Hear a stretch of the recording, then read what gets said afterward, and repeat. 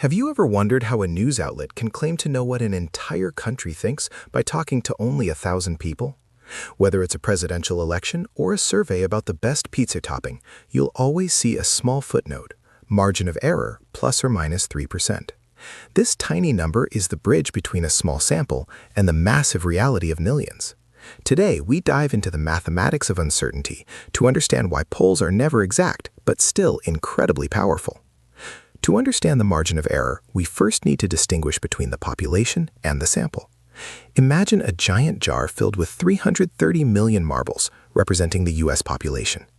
If we want to know the percentage of red marbles, we can't possibly count them all.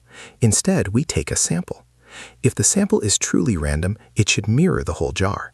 However, because we aren't looking at every single marble, there is always a sampling error. This isn't a mistake, it's a mathematical necessity. The margin of error, or MOE, is calculated using a specific formula that involves the sample size, denoted as n, the sample proportion, p, and a confidence level. For most social science and political polls, a 95% confidence level is the gold standard. The formula looks like this: z-score times the square root of p times 1 minus p divided by n. In simple terms, as our sample size n increases, the margin of error decreases. But there's a catch: the law of diminishing returns.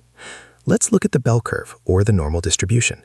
When we take a poll, we are essentially saying we are 95% confident that the true opinion of the entire population falls within this specific range. If a poll says a candidate has 50% support with a 3% margin of error, the confidence interval is actually between 47% and 53%.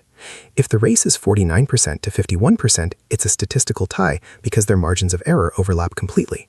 Why don't pollsters just talk to 100,000 people to be super precise? Because of the square root law. To cut your margin of error in half, you don't just double your sample size, you have to quadruple it. Moving from a sample of 1,000 to 2,000 only reduces the error slightly.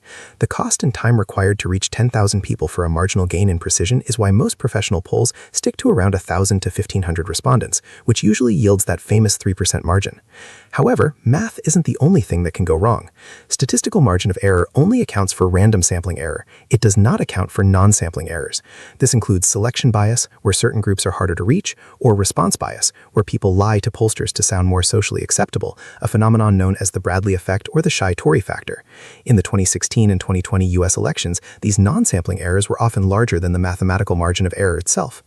In conclusion, the margin of error is a measure of a poll's precision, not necessarily its total accuracy. It tells us how much the results might fluctuate due to the luck of the draw in sampling. Next time you see a poll, don't just look at the big headline number, look at the range.